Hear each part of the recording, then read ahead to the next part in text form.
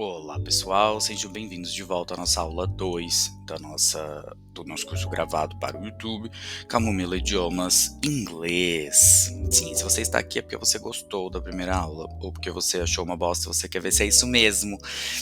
Depende, né? Tudo bem, se você achar um lixo, tá ótimo também. Contanto que ajude uma pessoa, tá? Já tô feliz, tá? Então tá bom. Vamos à nossa aula 2. Na aula 1, aliás, antes de mais nada, deixa eu me apresentar. Meu nome é Pedro Ticone, eu sou professor de inglês há 17 anos, sou o criador da Camomila Escola de Idiomas, ou Camomila Idiomas. E a escola foi criada com o intuito de ensinar idiomas para adultos. Adultos estes que estão tensos, né? Tá meio difícil, a gente sabe. O porquê que essa aula gravada está acontecendo aqui? Essa aula gravada está acontecendo aqui porque queremos ampliar o nosso alcance para pessoas que não têm dinheiro para pagar cursos de inglês. Então, por que não fazer isso, né? Estou doando meu tempo para fazer isso daqui. Ok, é isso. Agora vamos voltar à nossa aula. Na aula passada, a gente falou sobre o verbo to be e pronomes pessoais. Ótimo, o que isso quer dizer? Isso quer dizer que a gente vai usar esses caras pro resto da nossa vida. Hoje tiraremos o verbo to be da nossa vida, da nossa frente. Isso não quer dizer que a gente nunca mais vai vê-lo. Sim, ele vai aparecer. A gente vai ter que rever, porque vocês não têm noção da quantidade de aluno avançado que fala they is ou she are. É bastante tenso isso daqui. Então a gente vai rever de vez em quando, a gente vai fazer exercícios, quando a gente for falar de contínuos, eles vão aparecer novamente, e é isso. Então tá bom. Aula passada, lembrando dos pronomes pessoais, ou seja, aqueles caras que vêm sempre antes do verbo, os subject pronouns, I, you, it, he, she, we, you e they. E os verbos to be, que no presente vão ter essas três formas diferentes, vão ser o am, o is e o are. Fazendo as conexões, I am, quando eu falo de mim, you are, quando eu falo para vocês que estão me ouvindo. It is, algo que não está na conversa. Se for um ser humano masculino, he is. Se for um ser humano feminino, she is. We, eu e outras coisas envolvidas. We are. You, vocês todos, os 4 que estão me assistindo. You are. E they, tudo aquilo que tá fora da conversa e for plural, they are. Muito bom. Uma observação que ninguém me perguntou, mas eu vou responder mesmo assim. E as contrações, o que acontece? Porque eu já ouvi falar de contração, teacher, e eu não sei o que devo fazer com isso. Contração é um processo natural de união de sons, quando a gente estiver falando esses sons. Então, ao invés de eu falar I am separadinho, vai ficar mais natural falar I'm. Ao invés de falar you are, your. Ao invés de it is, it's. He is, his. She is, she's.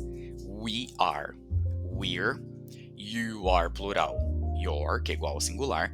E they are, their.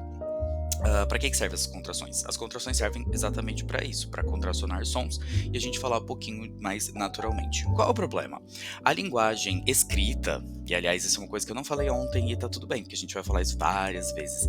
A linguagem falada é diferente da linguagem escrita. Então aquilo que a gente aprende de gramática, que é o que a gente vai fazer nessas aulas todas gravadas aqui, essas regras todas, essas condições todas servem para vocês escreverem. Então vão escrever um e-mail, vão escrever um relatório, vão fazer uma prova, e tem que fazer uma redação. Essas regras todas servem para isso. Na hora de falar, gente, tanto faz, tá? Por quê? Tem uma analogia muito boa, né, que a gente usa. Quando você termina de falar alguma coisa, acabou. Ninguém tem registro daquilo. Agora não, porque com a internet tá todo mundo gravando todo mundo. Então se você fala uma caca, todo mundo vai lembrar disso pro resto da sua vida. Mas antigamente não era assim, né? Quando não existiam tecnologias, a gente não tinha esse benefício de gravar o que as pessoas falam.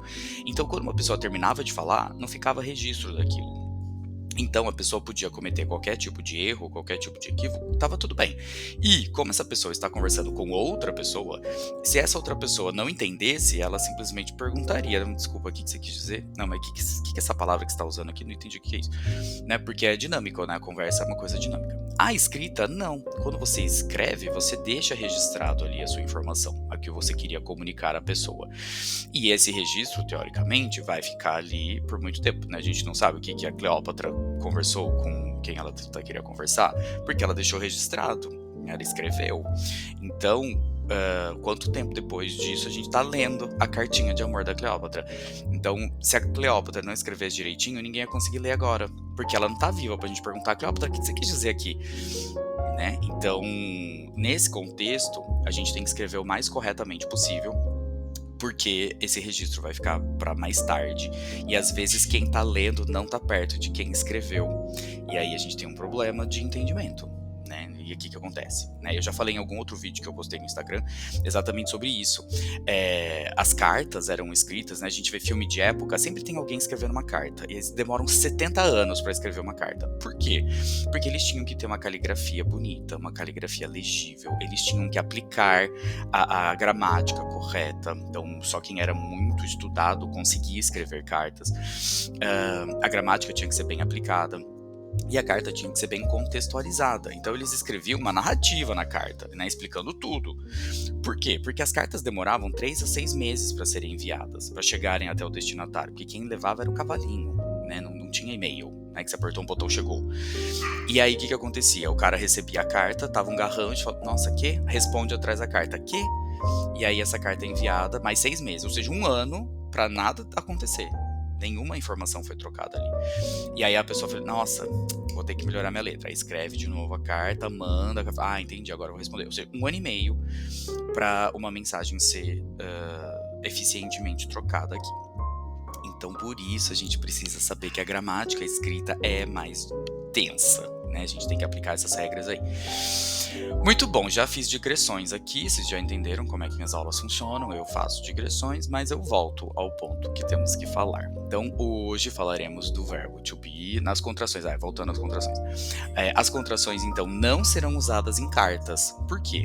Porque as contrações podem gerar confusões. Certo? Quando a gente for falar de substantivo possessivo, a gente vai entender melhor como é que funciona essa caca. E a gente tem que evitar isso ao máximo. Então, na hora que for escrever, vou escrever mensagem, vou escrever um e-mail, vou escrever um relatório, não contracionem absolutamente nada. Por que não? Porque a escrita tem que ser clara. Tudo bem? Ah, mas o fulano escreveu. O fulano é o fulano fez aula comigo, provavelmente.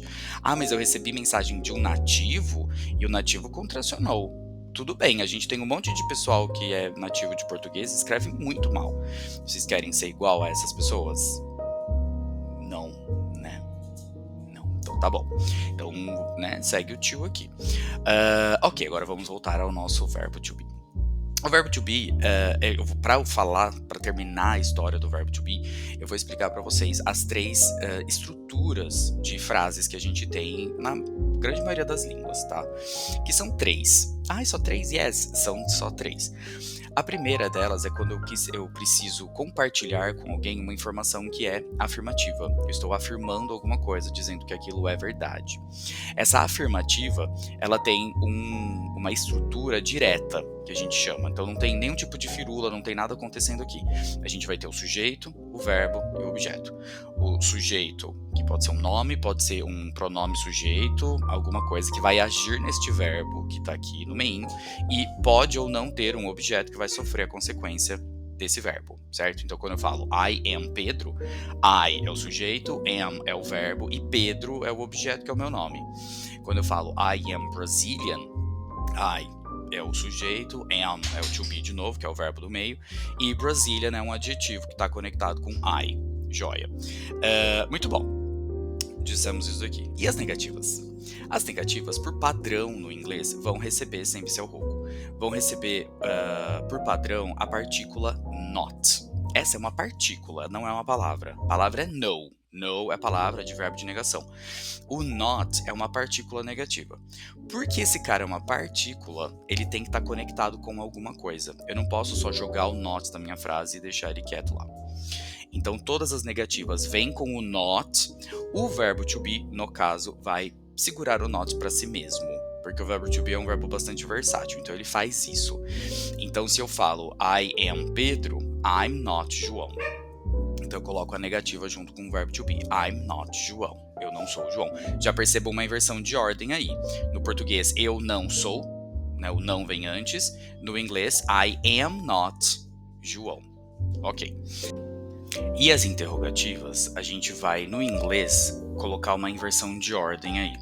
Por que isso acontece? A gente não tem uma regra muito clara do porquê que isso acontece, mas a gente sabe que é bastante funcional. Por quê? Porque essa inversão de ordem, ela não depende da nossa entonação. Então, no português, por exemplo, se eu falo a menina é bonita, com essa entonação a gente entende que é uma afirmativa. A menina é bonita, ponto final. Se eu coloco um ponto de interrogação no fim, vira a menina é bonita, a estrutura é a mesma, eu só vou mudar a entonação do que eu disse. No inglês, a gente não depende de entonação. A gente vai depender dessa inversão de ordem para fazer uma pergunta. Então, o que era, né? I am Brazilian, vira Am I Brazilian? Se eu pergunto para vocês, You are a student. Se for um só, né? You are a student. Se eu inverto a ordem, Are you a student? Eu não dependo do meu ponto de interrogação. Isso é ótimo, porque se por qualquer motivo eu for imprimir um e-mail, por exemplo, quem que imprime coisas hoje, né, gente? Salvem as árvores. Mas se eu for imprimir alguma coisa e por qualquer motivo os pontos finais somem, eu entendo o que é pergunta e o que não é, porque eu tenho essa inversão de ordem. Ah, mas eu estava assistindo um filme e o cara não inverteu a ordem para fazer pergunta, ele colocou a entonação e seguiu o barco. O que acontece? Tudo bem, gente, isso acontece, né? Eu falei para vocês que a linguagem falada não necessariamente vai seguir a linguagem escrita, né? Então é comum a gente ver essa adaptação aí da fala para por exemplo, she's pretty. She's pretty, ao invés de is she pretty. Por quê? Porque fica mais rápido, fica mais dinâmico, fica mais fluido, né? Devemos fazer isso? De novo, depende. Se você quiser falar, se você achar que isso é eficiente, fique à vontade, né? Mas isso vai depender do contexto em que você estiver, certo? Então, se você estiver numa conferência internacional fazendo uma apresentação, você quer fazer uma pergunta retórica, você vai ter que usar essa expressão de forma correta. Então é importante saber o correto, certo? Então tá bom. Bom, temos então nossas três expressões aí. As nossas afirmativas, que vão compartilhar informações afirmativas, informações que são positivas, verdade. As nossas negativas, que vêm com a partícula not e vão introduzir informações que são negativas, que não são verdades. E as interrogativas, que vêm com inversão de ordem, que vão solicitar mais informações ou conferir algum tipo de informação. Ótimo. No verbo to be é exatamente isso que vai acontecer. As afirmativas continuam igualzinho que a gente falou na aula anterior. I am Pedro, I am Brazilian, I am an English teacher, you are a student, you are probably Brazilian, you are Brazilian. Provavelmente vocês são brasileiros, porque eu tô falando em português aqui. You are, completa com o que vocês quiserem aí. You are a lawyer, you are an engineer, you are a technician, you are alguma coisa. Se a gente estiver falando do dia, por exemplo, hoje o dia tá super bonito. It is nice. It is pretty. It is beautiful. Ok. Se eu estiver falando de uma pessoa, he is Brazilian, he is a lawyer, he is a student. Se for uma pessoa feminina, she is Brazilian, she is a lawyer, por exemplo. She is a student. Nós, we are Brazilian. Nós somos brasileiros. We are Brazilian. You, agora todos vocês. You are students. E se a gente vai falando de todo mundo que tá lá fora, they are students. Joia. Nas negativas eu só vou colocar o not. Mas eu não falei que era uma partícula que precisa estar conectado com alguma coisa. Falei. O verbo to be é um verbo versátil. A gente vai perceber isso quando a gente entrar no próximo módulo, que vai ser o presente simples com outros verbos. A gente vai entender que o verbo to be é o único que não usa auxiliares. Por que não? Porque ele é o verbo mais essencial que a gente tem na linguagem, em qualquer idioma. Seja o português, o italiano, o francês, o alemão, o próprio inglês, o português. O verbo ser e o verbo estar são verbos essenciais na nossa existência. Então eles sempre vão ter alguma coisinha estranha acontecendo com eles. Eles sempre vão fazer parte de alguma coisa maior dentro dessa gramática. E no inglês também não é exceção. Então os verbos to be, eles são verbos que existem por si só, né? Então I am Pedro, como a gente está falando até agora. Mas eles também vão participar de outros tipos de construção, daqui a pouco a gente vai ver. E aí, eles conseguem segurar esse not sem precisar de um auxiliar ali do lado, certo? Então, I am not Russian, I am not a doctor, I am not João. Ok. You are not teachers, maybe you are. Pode até que vocês sejam, mas you are not teachers, you are not American, you are not. Pode colocar qualquer outra coisa aí, certo? Então, colocando esse not aí no caso. Contrações de negativa, já que a gente falou das contrações da afirmativa, vamos falar de contrações da negativa. Posso contracionar? Posso. O am, ele é um verbo bastante estranho, porque ele só se conecta com o I, I'm. Sempre. O not não se contraciona com ele. Então, se eu for contracionar uma negativa com o I, I'm not. I'm not. Ótimo. Ah, mas eu vi o ain't. O ain't é uma contração informal que a gente vai discutir em um outro momento. Não contracionaremos aqui. O are vai se contracionar com o not e a gente vai ter o som do aren't. Aren't. Então, you aren't students. Ok. E o is se contraciona com o not, virando isn't. It isn't nice, por exemplo. It isn't nice. Essa é a única forma de contração? Não, eu posso contracionar de outra forma, tipo, it's not nice. Opa! You're not students. Interesting. O que acontece aqui? A contração pode acontecer tanto com o verbo to be e o pronome, quanto com o verbo to be e o not. Vai depender da minha ênfase. Se eu largo o not sozinho, largo, porque ele não está realmente sozinho, ele está conectado ali com o to be. Mas se ele não está contracionado ao to be, eu estou enfatizando a negativa, certo? Muito bom. Então temos aqui a nossa negativa, inclusive contracionada. Acho que é isso, pessoal. Na legenda do texto do vídeo, vocês vão achar materiais explicativos de tudo isso daqui e também exercícios. Eu não falei no outro, mas no vídeo anterior também, tá, gente? Na legenda do vídeo tem um link lá para um formulário para vocês fazerem exercícios e um material explicativo ali. Belezinha.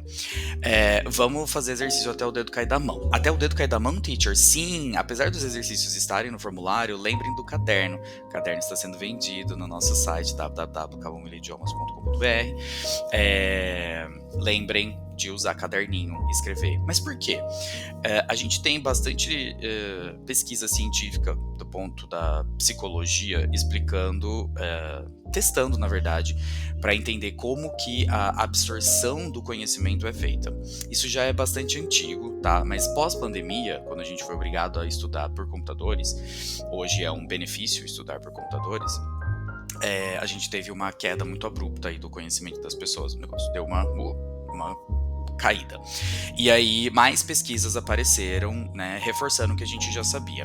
A escrita envolve um desenvolvimento mecânico da nossa mão. E a gente precisa desse desenvolvimento, desse tempo, escrevendo a palavra com os nossos dedos e um lápis, para a informação realmente entrar na cabeça. Então, você digitar é muito rápido, não dá tempo da nossa cabeça absorver a informação. Enquanto que escrever, enquanto você está lá desenhando a letra, a sua cabeça pode ficar louca e ir para outros lugares, como ela pode prestar atenção no que ela está fazendo. E isso ajuda na retenção da informação, tá? Isso não sou eu que estou falando, isso são pesquisas científicas que já demonstraram que é verdade. Inclusive tem um país na Europa, eu não vou lembrar qual que é agora, mas é tipo Dinamarca, um país nórdico tipo esse, que estão retornando à escrita mecânica, porque eles sentiram esse degrau aí no conhecimento acontecendo com os jovens. Então, gente, não sei o que eu tô falando aqui, tá? Quer estudar, tem que pegar papel e lápis. Não adianta só assistir vídeo, não adianta só ficar no Instagram fazendo assim, não adianta ficar só no TikTok fazendo assim, não adianta. Precisa ter caderno, precisa escrever, precisa praticar. Então, esse material todo que eu compartilho, que eu vou compartilhar com vocês todas as aulas, é um material virtual que tá aqui. Não imprimam, lembre-se, salvem árvores. Escrevam no caderno de vocês. Ah, mas o seu caderno é feito de papel. Eu sei, gente, ele é feito de papel, mas a gente não vai ter opção nesse caso. A gente vai ter que escrever em algum lugar. Esse caderno não, mas os próximos a gente vai fazer de material 100% reciclável, tá? Essa primeira leva não foi, mas as próximas levas de caderno serão 100% reciclado e reciclável. Esse também é reciclável, se vocês quiserem, tá? Mas enfim, é importante ter caderno. Para estudar alguma coisa, tem que ter caderno, tá? Ah, mas eu fiz a faculdade inteira sem caderno. Então tá bom. Ok. Bom, voltando. A nossa aula de hoje. Vou parar o vídeo aqui e continuar o próximo. Voltamos daqui a pouco. Bom, pessoal, vocês não imaginam os erros de gravação que estão acontecendo aqui, mas vamos lá. Agora que já falamos de pronome sujeito e verbo to be, a gente consegue entrar em outros tópicos da linguagem que não são necessariamente gramaticais, elas são de vocabulário. E aqui a gente entra na questão dos greetings. Greeting é o cumprimento, é falar oi e tchau para alguém. Os greetings, eles são importantes numa conversa civilizada, educada, né? Então é importante lembrar disso, no português também. Mas a gente já sabe disso, teacher, que coisa chata, né? Legal, você pode já saber, mas pode ter gente que não sabe. E como essa aula é para aluno zero, que nunca encostou no inglês na vida, segura um pouquinho aí. Bom, então, a gente começa com o oi. O oi é o mínimo que a gente precisa fazer com as pessoas. E vai ser no inglês o hi. Hi é o oi. E eu vou ter o desenrolar disso, que é o hello. O hello é o olá. Um é mais formal que o outro. Gente, eles são igualmente informais, tá? Igual. Pode falar hi, pode falar hello, tá tudo certo. Oi e olá. Isso é o mínimo que a gente precisa fazer quando a gente vai falar com alguém. Por quê? Porque imagina, lembra nossos personagens, Sailor Moon e Dumbledore, né? Vão ser nossos personagens fictícios aqui pra gente falar com eles. O Dumbledore, qual que é o seu nome? Ela sai correndo. Na verdade, ela, como guerreira intergaláctica, ela dá um coro no Dumbledore. E aí? Então eu tenho que falar, hi, what's your name? Então eu quebro o gelo, eu entendo que estou me comunicando com essa pessoa por um simples greeting. Sim, por um simples greeting. Mas se eu quiser falar formalmente, o que eu faço? Aí vem o bom dia, boa tarde, boa noite, que inclusive é importante a gente lembrar que no português também existe, tá, gente? A gente tá esquecendo de dar bom dia pras pessoas, não se esqueçam. Bom dia, boa tarde, boa noite, importante. Foi ao banco, foi ao supermercado, o pessoal do trabalho, encontrou gente na rua. Mas vai achar que eu sou louco? Pode achar, mas, gente, ninguém morreu por falar bom dia. Deve ter morrido, porque ser humano é meio coisa difícil, né? Mas a ideia é que não, né? Fale bom dia, boa tarde, boa noite para as pessoas. É legal, é um sinônimo de educação, que você reconhece aquela pessoa como um ser humano, né? Então, tá bom, a gente tá esquecendo disso, tá indo para lugares meio tenebrosos. Bom, voltando aqui.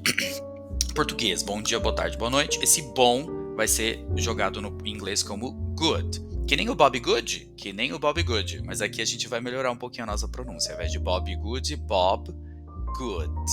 Esse D final não tem som do I. Uma aula de pronúncia que a gente for fazer, a gente vai amenizar isso daqui, tá? Então não vai ser Bob Good, vai ser Bob Good. Bob Good, assim como good, de good morning. Vamos lá, pegaremos o dia que tem 24 horas e vamos colocar essas 24 horas em um círculo. Certo? Porque ele se repete, então círculos são ótimos para isso daqui.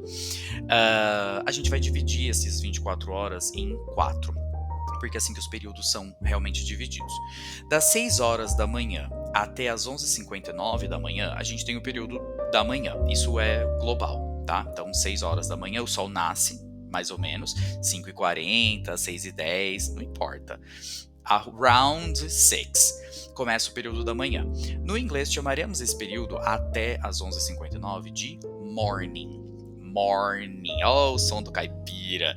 Sim, se você não é de uma região caipira, você terá problemas de produzir o MOR, que nem o R. É o mesmo som caipira, do R caipira. Para que serve isso? Porque é isso, tá? Esse é o som do inglês. Se você não é desses lugares, você precisa dar uma treinada, tá? Sou de São Paulo capital, eu falo morning. Ou eu sou do Rio de Janeiro, eu falo morning. Vai ter que dar uma melhorada nisso daí, certo? Treine palavras que tenham, né, o R, ER, ER, OR, UR, tipo porta, farto, sei lá, o que mais que a gente pode usar de exemplos aqui? Curto, né? Então, vamos treinar aí o R, ER, ER, OR, UR. Sugiro o uso de uma caneta, tá? Os fonoaudiólogos recomendam, inclusive, o uso de uma caneta e que seja higienizada, tá? Passa um alquinho 70. Porque você vai empurrar a ponta da língua lá pro fundo da garganta. Não vai empurrar até o fundo, a gente não quer que você vomite. É só para indicar pra língua o caminho que ela tem que fazer. Então é ar. exercícios fonoaudiológicos para vocês.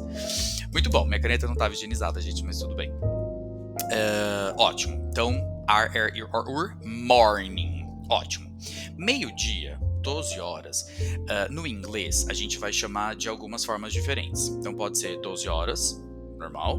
Pode ser noon, que é o período que significa exatamente meio-dia. Ou midday, que é meio-dia. O noon, ele tem uma história engraçada, né? Como é que a gente lembra que noon é meio-dia? Vocês lembram o relógio de sol? A gente já tá falando de coisas, né, bizarras, mas enfim. Relógio de sol é um negócio bastante antigo, que foi a primeira forma que a gente usou para contar as horas. Então você tinha um círculo com as horas ali e um pistão no meio. E aí, conforme o sol batia nesse pistão, ele projetava uma sombra. E aí, conforme o sol ia... Na verdade, a gente ia girando ao redor do sol, essa sombra ia se movimentando ao redor dessas horas. E a gente conseguia contar que horas eram. O que é o ponto aqui? Meio-dia não tem sombra. Então a gente sabia que era meio-dia porque o sol estava, que a gente chama pino, né? O sol estava aqui, então cadê a sombra? Não tem sombra, não projeta sombra. Então a gente não sabia para que lado o sol estava indo. A gente não consegue nem se direcionar para norte, sul, leste, oeste quando é meio-dia. Tanto que no deserto andem sempre à noite, tá? Porque o sol atrapalha. A gente se perde. Escoteiros em ação. Enfim, o que acontece aqui? Quando o sol tá a pino, que é o meio-dia, a gente não consegue saber para que lado vai. Noon é lido de trás para frente, de frente para trás, ou seja, a gente não sabe para onde ele vai. Então, lembrar que noon é meio-dia é ótimo. Por quê? Porque o período da tarde, ele é chamado literalmente pós-meio-dia, afternoon. Tô ouvindo as reações de vocês. Exatamente. Então, das 12 horas até as 5h59 da tarde, a gente vai ter o período de tarde. Afternoon. Ótimo. Muito bom. Então, de manhã, de 6 às 11h59, good morning, good morning, good morning, good morning, good morning. O período que esse vídeo vai ser lançado vai ser good morning. Passou do meio-dia, good afternoon. Good afternoon. Não é good afternoon. Não é good afternoon. O good, já falei pra vocês que não, e ele não vai se juntar dessa forma. Vai ter um negócio chamado linking sounds, que eu já tenho gente já surtando. Relaxem, linking sounds é ótimo pra gente. Que vai transformar esse good afternoon em um som de R. Então ele vira good afternoon, good afternoon, good afternoon. Ótimo, good afternoon. E aí, chegou 6 horas da noite, o que aconteceu? Teoricamente o sol se pôs. E aí esse período das 6 horas da noite até as 11h59 da noite é um período que a gente chama de noite, né? Popularmente no Brasil chamamos de noite. No inglês, esse período é um período que antecede o próximo dia, né? Porque meia-noite vira o dia. Então até as 11h59 ainda é o dia anterior. A gente chama isso de véspera. O que é a véspera? É o anterior a algo. Então a véspera do Natal é dia 24. A véspera do Ano Novo é dia 31 de dezembro. Aqui, a véspera do próximo dia vão ser essas 6 horas em que já é noite, mas o dia ainda não trocou. Véspera no inglês é eve. Então esse período das 6 horas da noite até as 11h59 da noite a gente chama de evening. Então eu falo oi pra você e tá nesse período, good evening. Olha o linking sound de novo. Good evening. Good evening. Muito bom. E o período da meia-noite até as 6 horas da manhã é um período que a gente normalmente não cumprimenta as pessoas, tá? É o período da madrugada, que no inglês chamaremos de dawn, mas ninguém fala good dawn to you. Não, isso não acontece. Aí aqui cabe aquela regra de eu não dormi ainda ontem, então eu falo good evening, 3 horas da manhã, encontrei uma pessoa na rua, good evening, good evening. Ou eu já entendo que é o dia seguinte, então good morning. Posso fazer isso, tá? Essas duas formas aqui. Então, cheguei bêbado da festa, o porteiro do prédio olhou pra mim já com aquela cara de julgando, e aí você fala, good evening, porque você ainda não dormiu, você chegou da festa. Ou você já entendeu que você tá com o pãozinho embaixo do braço, o jornal embaixo do outro, você tá chegando da festa ainda, você fala good morning, porque pra você o dia já começou, certo? Então tá bom. Então a gente tem esses períodos aqui. Serão 4 períodos, mas a gente usa só 3 cumprimentos. Good morning, good afternoon e good evening. E o good night, teacher? A gente também pode dividir o dia em 2 fatias diferentes. Uma fatia que é o período com luz, day, e uma fatia que é o período sem luz, no light, night. No light, night. Como esses dois períodos são períodos específicos, a gente pode usar good day e good night, sem problema nenhum. Como isso funciona na prática? Na prática cumprimentei alguém, good evening, good evening. Tô falando tchau pra esse alguém, good evening, good evening. Posso usar um have a nice night, tenha uma boa noite, tá legal. Mas o good night eu vou usar somente quando eu não for ver mais essa pessoa até o dia seguinte. Normalmente quando a pessoa vai dormir, mas fala good night, good night. É isso. E pra falar tchau, bye, goodbye, bye bye. A gente vai ter os outros, so long, farewell, mas que não entra aqui agora, tá? A gente só precisa saber falar oi e tchau pras pessoas. Tudo vai estar no nosso material, com exercícios. Vejo vocês até a próxima aula. Bye bye!